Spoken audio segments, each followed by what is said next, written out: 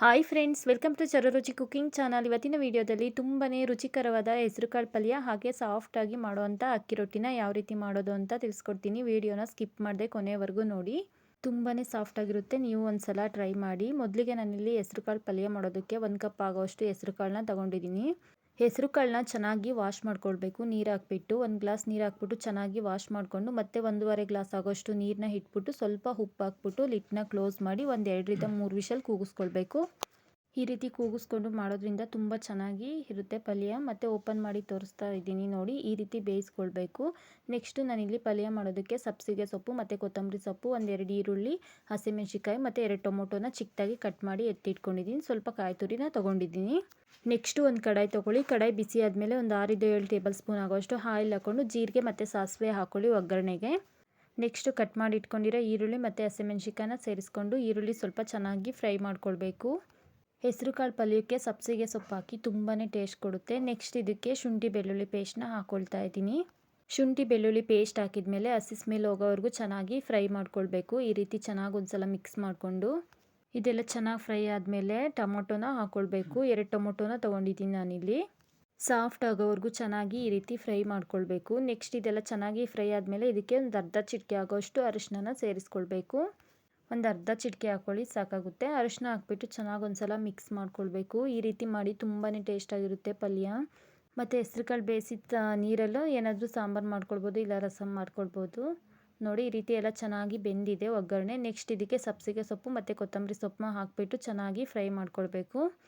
Next ಸ್ವಲ್ಪ ರುಚಿಗೆ ತಕ್ಕಷ್ಟು ಉಪ್ಪನ್ನ ಹಾಕ್ಕೊಳ್ಬೇಕು. ಕಾಳು ಬೇಯಿಸೋದಕ್ಕೂ ಉಪ್ಪು ಹಾಕಿದ್ವಿ, ಒಗ್ಗರಣೆಗೆ ಎಷ್ಟು ಬೇಕೋ ಅಷ್ಟೇ ಉಪ್ಪು ಹಾಕ್ಕೊಳ್ಳಿ, ಜಾಸ್ತಿ ಹಾಕ್ಕೊಳ್ಳೋಕೆ ಹೋಗಬೇಡಿ.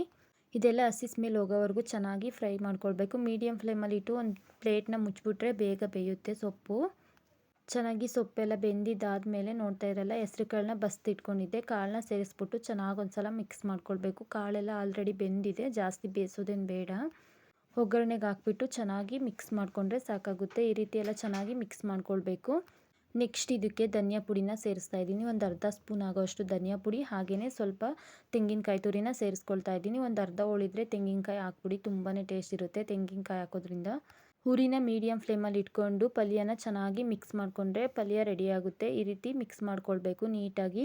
ಕಾಯಿ ಮತ್ತು ಧನಿಯಾ ಪುಡಿ ಹಾಕಿದ ಮೇಲೆ 1 ನಿಮಿಷ ಬಿಟ್ಟರೆ ಸಾಕಾಗುತ್ತೆ.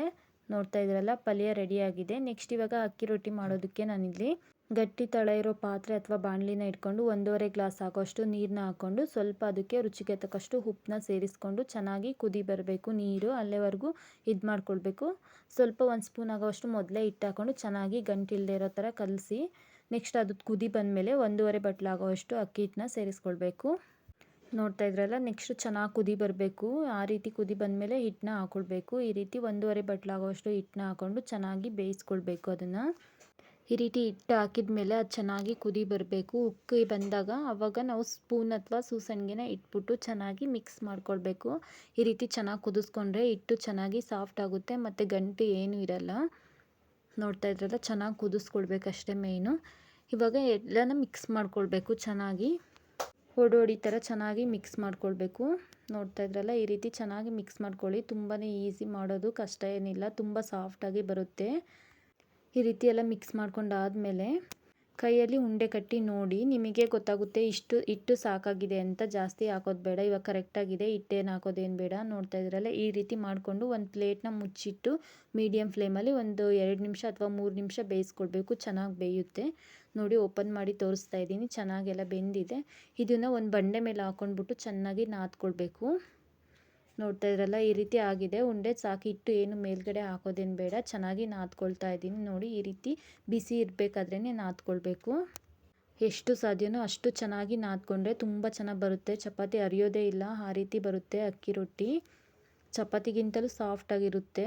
ನೋಡ್ತಾ ಇದ್ರಲ್ಲ, ಕೈಗೆ ಏನು ಮೆತ್ಕೋಬಾರ್ದು, ಆವಾಗ ಚೆನ್ನಾಗಿ ಬೆಂದಿದೆ ಅಂತ. ಈ ರೀತಿ ಎಲ್ಲ ನಾದ್ಕೊಂಡಾದಮೇಲೆ ಚಿಕ್ಕ ಚಿಕ್ಕ ಉಂಡೆನ ಕಟ್ಕೊಂಡ್ಬಿಟ್ಟು ರೊಟ್ಟಿನ ಲಟ್ಸೋದಷ್ಟೇ. ತುಂಬ ಸುಲಭ, ನೀವು ಒಂದ್ಸಲ ಮಾಡಿ. ಸ್ವಲ್ಪನೂ ಬ್ರೇಕ್ ಆಗಲ್ಲ, ತುಂಬ ಚೆನ್ನಾಗಿ ಬರುತ್ತೆ. ನೋಡ್ತಾ ಇದ್ರಲ್ಲ, ಈ ರೀತಿ ಮಾಡಿದ್ದಾದಮೇಲೆ ಚಪಾತಿ ಥರ ಲಟ್ಟಿಸ್ಕೊಳ್ಳೋದಷ್ಟೇ. ಚಪಾತಿ ತಿನ್ನೋದಕ್ಕಿಂತ ಈ ರೀತಿ ಅಕ್ಕಿ ರೊಟ್ಟಿನ ನೈಟ್ ಟೈಮ್ ಮಾಡ್ಕೊಂಡು ತಿನ್ನಿ, ತುಂಬ ಚೆನ್ನಾಗಿರುತ್ತೆ. ನೋಡ್ತಾ ಇರ್ಬೋದು, ಈ ರೀತಿ ಎಲ್ಲ ಮಾಡ್ಕೊಂಡಾದಮೇಲೆ ಲಟ್ಟಿಸ್ಕೊಳ್ಬೇಕು. ನಾನು ಇಲ್ಲಿ ಒಂದು ತೋರಿಸಿದ್ದೀನಿ ನೋಡಿ, ಒಂದಿಷ್ಟು ಬ್ರೇಕ್ ಆಗಿಲ್ಲ, ತುಂಬ ಚೆನ್ನಾಗಿ ಚಪಾತಿಗಿಂತಲೂ ಚೆನ್ನಾಗಿ ಬಂದಿದೆ. ಎಷ್ಟು ಅಗಲ ಬೇಕಾದರೂ ಹೊಸ್ಕೊಳ್ಬೋದು. ನೋಡ್ತಾ ಇದ್ರಲ್ಲ, ಈ ರೀತಿ ಹೊಸ್ಕೊಳ್ಬೇಕು, ಏನೂ ಬ್ರೇಕ್ ಆಗಲ್ಲ.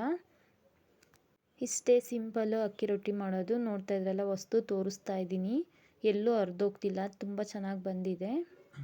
ಇದೇ ರೀತಿ ಎಲ್ಲ ಅಕ್ಕಿ ರೊಟ್ಟಿನ ಲಟ್ಟಿಸ್ಕೊಬೇಕು. ನೆಕ್ಸ್ಟ್ ಇವಾಗ ಬೇಯಿಸೋದನ್ನು ತೋರಿಸ್ತಾ ಇದ್ದೀನಿ ನೋಡಿ. ತವ ಇಟ್ಕೊಂಡು ತವ ಬಿಸಿ ಆದಮೇಲೆ ಈ ರೀತಿ ಹಾಕ್ಕೊಳ್ಬೇಕು ಹಂಚ್ ಮೇಲೆ.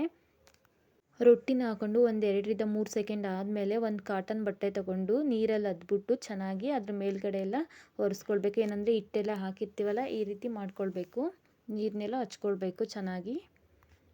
ನೆಕ್ಸ್ಟ್ ಈ ರೀತಿ ಮಾಡಿದ್ದಾದ್ಮೇಲೆ ಉಲ್ಟಾ ಮಾಡಿ ಅದೇ ರೀತಿ ಎಲ್ಲ ರೊಟ್ಟಿಗೂ ಇದೇ ಥರ ಬೇಯಿಸ್ಕೊಳ್ಬೇಕು. ಚಪಾತಿ ಥರನೇ ಉಬ್ಬಿ ಬರ್ತಾ ಇದ್ದಾವೆ, ನೋಡ್ತಾ ಇರ್ಬೋದು ನೀವು, ತುಂಬ ಚೆನ್ನಾಗಿರುತ್ತೆ. ಈ ರೀತಿ ಎರಡು ಕಡೆನೂ ಬೇಯಿಸ್ಕೊಳ್ಬೇಕು ಚೆನ್ನಾಗಿ. ಹಾಗೆ ಎರಡು ಕಡೆನೂ ನೀರು ಹಚ್ಚಬೇಕು. ಬೇಕಿದ್ರೆ ನೀವು ಒಂದು ಸೈಡ್ ನೀರು ಹಚ್ಚಿ ಒಂದು ಸೈಡು ಎಣ್ಣೆನೂ ಹಚ್ಕೊಳ್ಬೋದು. ನಾನು ಎರಡು ಕಡೆನೂ ನೀರನ್ನೇ ಹಚ್ಚುತ್ತಾ ಇದ್ದೀನಿ. ಚೆನ್ನಾಗಿ ಸುತ್ತಲೂ ಬೇಯೋ ಥರ ಈ ರೀತಿ ಚೆನ್ನಾಗಿ ಬೇಯಿಸ್ಕೊಳ್ಬೇಕು ರೊಟ್ಟಿನ. ತುಂಬಾ ಚೆನ್ನಾಗಿರುತ್ತೆ, ತುಂಬ ಸಾಫ್ಟಾಗಿರುತ್ತೆ, ಬಾಯಲ್ಲಿ ಇಟ್ಕೊಂಡ್ರೆ ಕರಗುತ್ತೆ, ಅಷ್ಟು ಚೆನ್ನಾಗಿರುತ್ತೆ. ನೆಕ್ಸ್ಟ್ ಅದೇ ರೀತಿ ಎಲ್ಲ ರೊಟ್ಟಿನೂ ಬೇಯಿಸ್ಕೊಳ್ಳೋದಷ್ಟೇ. ನೋಡ್ತಾ ಇದ್ರಲ್ಲ, ಎಷ್ಟು ಅಗಲ ಬೇಕಾದರೂ ಲಟ್ಟಿಸ್ಕೊಳ್ಬೋದು, ಅಷ್ಟು ಚೆನ್ನಾಗಿರುತ್ತೆ ಮತ್ತು ಎಲ್ಲೂ ಬ್ರೇಕ್ ಆಗಲ್ಲ. ಚಪಾತಿ ಅಷ್ಟೇ ಸಾಫ್ಟ್ ಇರುತ್ತೆ. ಎರಡು ಕಡೆನೂ ನಾನು ನೀರನ್ನ ಹಚ್ಕೊಳ್ತಾ ಇದ್ದೀನಿ ಅಷ್ಟೇ. ನೀರು ಹಚ್ಚಿದ್ಮೇಲೆ ಒಂದು 2-3 ಸೆಕೆಂಡ್ ಬಿಟ್ಟು ತಿರ್ವಾಕೊಳ್ಬೇಕು. ಮತ್ತು ಅದೇ ರೀತಿ ಎರಡು ಕಡೆನೂ ನೀರು ಹಚ್ಕೊಂಡು ಬೇಯಿಸ್ಕೊಳ್ಬೇಕು. ನೀವು ಬೇಕಿದ್ರೆ ಒಂದು ಕಡೆ ಎಣ್ಣೆ ಹಚ್ಚೋದು ನಡೆಯುತ್ತೆ. ಸುತ್ತಲೂ ನೀಟಾಗಿ ಬೇಯಿಸ್ಕೊಳ್ಬೇಕು. ಸ್ವಲ್ಪ ಬೇಯಿಸೋದು ಸ್ವಲ್ಪ ಲೇಟ್ ಆಗುತ್ತಷ್ಟೇ. ನೋಡ್ತಿದ್ರಲ್ಲ, ಚೆನ್ನಾಗಿ ಉಬ್ಬಿ ಬರ್ತಾ ಇದ್ದಾವೆ ರೊಟ್ಟಿ ಎಲ್ಲನ. ಇಷ್ಟೇ ಸಿಂಪಲ್ಲು, ರೊಟ್ಟಿ ಬೇಯಿಸೋದು ಅಷ್ಟೇ ಸಿಂಪಲ್ಲು. ಹಾಗೆ ನನ್ನ ಚಾನಲ್ ಯಾರೆಲ್ಲ ನೋಡ್ತಾ ಇದ್ದೀರಾ ಪ್ಲೀಸ್ ಸಬ್ಸ್ಕ್ರೈಬ್ ಮಾಡ್ಕೊಳ್ಳಿ. ವಿಡಿಯೋನ ಸ್ಕಿಪ್ ಮಾಡದೆ ಕೊನೆವರೆಗೂ ನೋಡಿ. ನೋಡ್ತಾ ಇದ್ರಲ್ಲ, ಸುತ್ತು ಅರ್ಗೆಲ್ಲ ಚೆನ್ನಾಗಿ ಬೇಯಿಸ್ಕೊಳ್ಬೇಕು. ಈ ರೀತಿ ತುಂಬ ಸಾಫ್ಟ್ ಇರುತ್ತೆ. ಬನ್ನಿ ಪ್ಲೇಟಿಗೆ ಸರ್ವ್ ಮಾಡಿ ತೋರಿಸ್ತಾ ಇದ್ದೀನಿ. ಹಾಗೆ ರೊಟ್ಟಿ ಜೊತೆ ಹೆಸರುಕಾಳು ಪಲ್ಯನೂ ಅಷ್ಟೇ, ತಿನ್ನೋದಕ್ಕೆ ತುಂಬ ಚೆನ್ನಾಗಿರುತ್ತೆ. ನೈಟ್ ಟೈಮ್ ಮಾಡೋದಕ್ಕೆ ತುಂಬ ಚೆನ್ನಾಗಿರುತ್ತೆ, ಯಾಕಂದರೆ ಸ್ವಲ್ಪ ಲೇಟ್ ಆಗುತ್ತೆ. ಹಾಗಾಗಿ ತಿನ್ನೋದಕ್ಕೂ ಅಷ್ಟೇ ತುಂಬ ರುಚಿಯಾಗಿರುತ್ತೆ. ಇಷ್ಟೇ ಸಿಂಪಲ್ಲು, ನೀವು ಒಂದು ಸಲ ಟ್ರೈ ಮಾಡಿ. ಇಷ್ಟೇ ಅಕ್ಕಿ ರೊಟ್ಟಿ ಮತ್ತು ಹೆಸರುಕಾಳು ಪಲ್ಯ. ಈ ವಿಡಿಯೋ ನಿಮಗೆ ಇಷ್ಟ ಆಗಿದೆ, ವಿಡಿಯೋನ ಶೇರ್ ಮಾಡಿ, ಲೈಕ್ ಮಾಡಿ, ಕಮೆಂಟ್ ಮಾಡಿ. ವಿಡಿಯೋನ ಸ್ಕಿಪ್ ಮಾಡದೆ ಕೊನೆವರೆಗೂ ನೋಡಿ. Thank you for watching. Bye.